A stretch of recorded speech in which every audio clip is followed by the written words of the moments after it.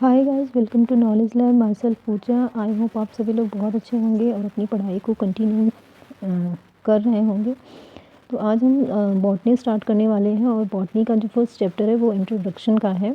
जैसे हमने जूलॉजी में इंट्रोडक्शन का चैप्टर कंप्लीट कर रहे हैं पहले, वैसे ही हम बॉटनी का फर्स्ट चैप्टर जो है कि कंप्लीट करेंगे। ये चैप्टर काफ़ी जो है कि इसके 2-3 हेडिंग्स ऐसे हैं जो जूलॉजी के फर्स्ट चैप्टर से काफ़ी मिलते जुलते हैं, तो इस तरीके से आपका रिवीजन भी हो जाएगा। तो लेट्स स्टार्ट।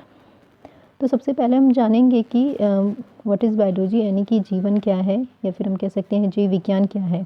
तो मैंने पहले ही आपको बताया है कि जो बायोलॉजी है वो ये एक ग्रीक शब्द से लेकर बनाया गया है, जिसमें आपके दो वर्ड इंक्लूड किए गए हैं। BIOS that means life, and logos that means discourse यानी कि अध्ययन, यानी कि जो कुछ भी हम स्टडी करते हैं। तो लॉगस का मतलब होता है स्टडी करना और बायोस का मतलब होता है लाइफ। जब इन दो जो है कि शब्दों को हम जोड़ देते हैं तो हमारा शब्द बनता है बायोलॉजी, जिसका मतलब होता है जीव विज्ञान। ठीक है। तो इस शब्द का सबसे पहले प्रयोग किसने किया था? सबसे पहले इसका प्रयोग किया था लैमार्क और ट्रेविरैनस। ठीक है।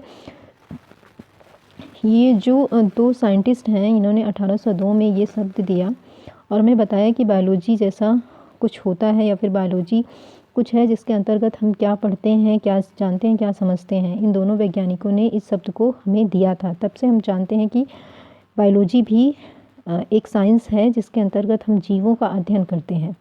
ठीक है। तो जीव विज्ञान की वह शाखा जो जीवधारियों के अध्ययन से संबंधित होती है, जिसमें हम जीवों का अध्ययन करते हैं, चाहे वो प्लांट हो या फिर एनिमल हो। ये दो लिविंग बींग्स हैं जिनके बारे में हम जानते हैं, समझते हैं पूरी तरीके से। तो उसी को हम क्या कहते हैं, वो जो साइंस होती है वो क्या कहलाती है? बायोलॉजिकल साइंस या फिर बायोलॉजी। ठीक है। तो जीव विज्ञान जीवतों का अध्ययन है, यानी कि जितने भी लिविंग बींग्स होते हैं उनका अध्ययन है। क्योंकि जो लिविंग बींग होते हैं वो क्या होते हैं? वो होते हैं पौधे और जंतु। तो इसलिए हम जो है बायोलॉजी के अंदर इन दोनों चीज़ों को पढ़ते हैं, या फिर दोनों जो है कि लिविंग बींग्स के बारे में जानते हैं। तो हमने क्या समझा? हमने ये समझा कि बायोलॉजी क्या है और ये शब्द किसने दिया था। ये दोनों साइंटिस्ट का नाम आपको बिल्कुल अपने माइंड में सेटअप कर लेना है कि who is Lamarck and who is Treviranus. ठीक। तो इन दोनों वैज्ञानिकों ने ये शब्द दिया था, इसलिए हमें इन दोनों का नाम बिल्कुल याद होना चाहिए, टिप ऑफ टंग होना चाहिए। तो अब हम आगे क्या जानेंगे कि जब हमने क्या समझा? हमने ये समझा कि जो लिविंग बीइंग्स होते हैं वो दो तरीके के होते हैं। आपका जो पहला होता है वो जूलॉजी, यानी कि दूसरा होता है बॉटनी। तो ये दोनों शब्द जो है कि कैसे बने हैं, ये भी जो है कि जूलॉजी, और जूलॉजी का मतलब होता है एनिमल, एनिमल्स। जिस साइंस में हम एनिमल का अध्ययन करते हैं उसको हम कहते हैं जूलॉजी। तो जियोन, ये ग्रीक वर्ड का जियोन शब्द है जिसका मतलब होता है एनिमल, और लॉगस का मतलब हमने पहले ही समझा स्टडी। तो जिस साइंस के अंतर्गत हम ह्यूमन बीइंग या फिर एनिमल का अध्ययन करते हैं, जितने भी एनिमल्स, ह्यूमन बीइंग भी उसमें इंक्लूड है। तो इनका जब हम अध्ययन करते हैं जिस साइंस के अंतर्गत, उसको हम क्या कहते हैं? उसको हम कहते हैं जूलॉजी। और बॉटनी में हम किसका अध्ययन करते हैं? हम अध्ययन करते हैं प्लांट्स का, जो कि बोटाने शब्द से मिलकर बना होता है, और इसका मतलब होता है शाक, यानी कि प्लांट। तो जियोन या बॉटनी ये क्या है? ये ग्रीक भाषा के शब्द हैं। कहाँ के शब्द हैं? ग्रीक भाषा के शब्द हैं, जिनका मतलब हमने समझा और जाना।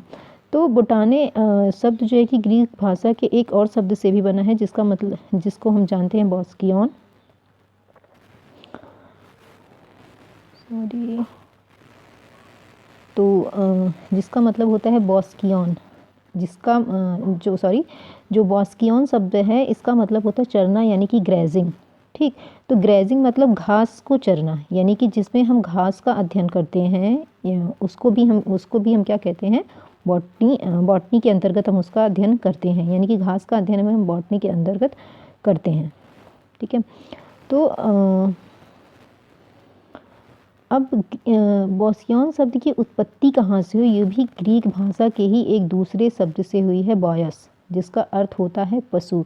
यानी कि पशु पशु जिन चीज़ों पर डिपेंड होता है, यानी कि घास को चरता है, यानी कि जो एनिमल होता है वो घास को चरता है, तो उसी शाखा के अंतर्गत हम बॉटनी को लाते हैं। उसी के अंतर्गत हम बॉटनी में हम जानते हैं कि हम पशुओं के चरने से संबंधित जीवधारियों का अध्ययन करते हैं। ठीक है, तो बॉटनी के बारे में जब हम बात करेंगे तो ये बोटाने शब्द से मिलकर बना है, जो है कि, और एक शब्द क्या है, वॉस्कियन, जिसका जो ग्रीक वर्ड के ही दूसरे शब्द से लिया गया है, जिसका मतलब जो है बायस और जिसका मतलब होता है पशु।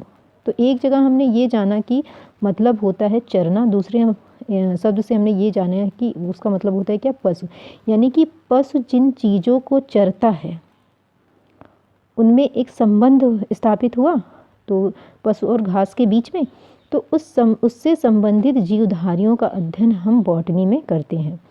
तो हु इज़ थियोफ्रेस्टस? थियोफ्रेस्टस जो है कि 370 से 287 BC की ये वैज्ञानिक हैं।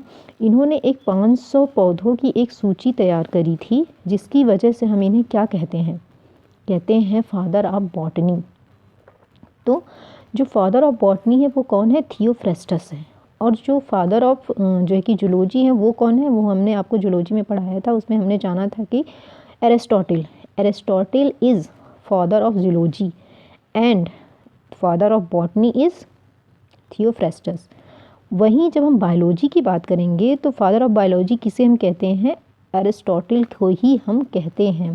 तो ये कुछ 4-5 वैज्ञानिक हैं जिनके नाम आपको बिल्कुल ही अपने माइंड में सेटअप कर लेने हैं, बिल्कुल भूलने नहीं है, टिप ऑफ टंग होने चाहिए। कोई आपसे पूछता है कि who is father of zoology, who is father of botany and who is father of biology, and वो 2 साइंटिस्ट कौन हैं जिन्होंने बायोलॉजी शब्द को दिया था।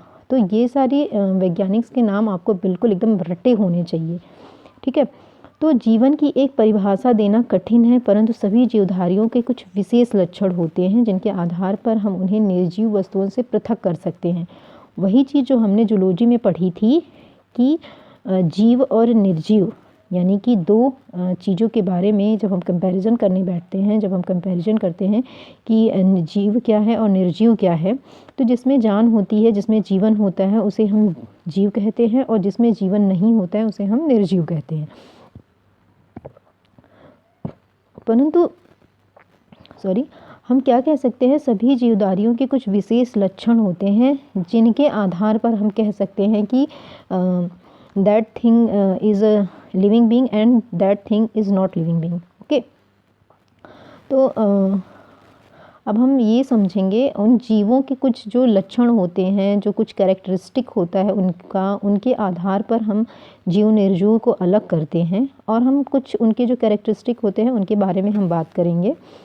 तो जो पहला आपका पॉइंट है वो है लाइफ साइकिल। ठीक है, तो कुछ पॉइंट्स के बारे में या कुछ पॉइंट्स को बेस बनाकर हम ये जानेंगे कि जो लिविंग बीइंग होता है और नॉन लिविंग बीइंग होता है उनके अंदर कैसे हम उनको पृथक कर सकते हैं।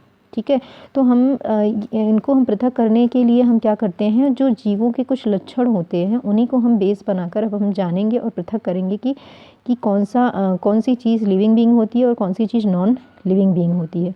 तो जो फर्स्ट कैरेक्टरिस्टिक है वो है जीवन चक्र, यानी कि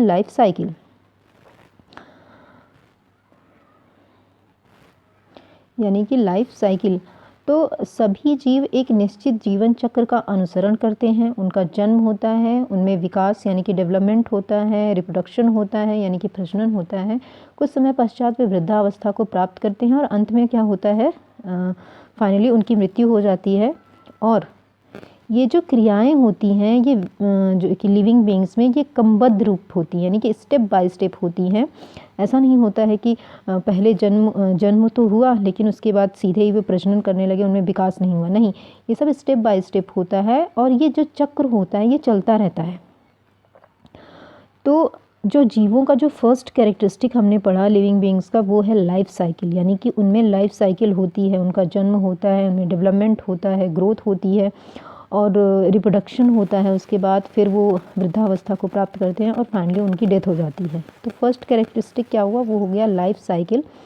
और ये लाइफ साइकिल जो है कि केवल जीवों में होती है, नॉन लिविंग बीइंग्स में ऐसा कुछ नहीं होता है। तो अब हमारा जो सेकंड टॉपिक है, सेकंड हेडिंग है जिसका हम पढ़ेंगे वो है जीव द्रव्य यानी कि प्रोटोप्लाज्म।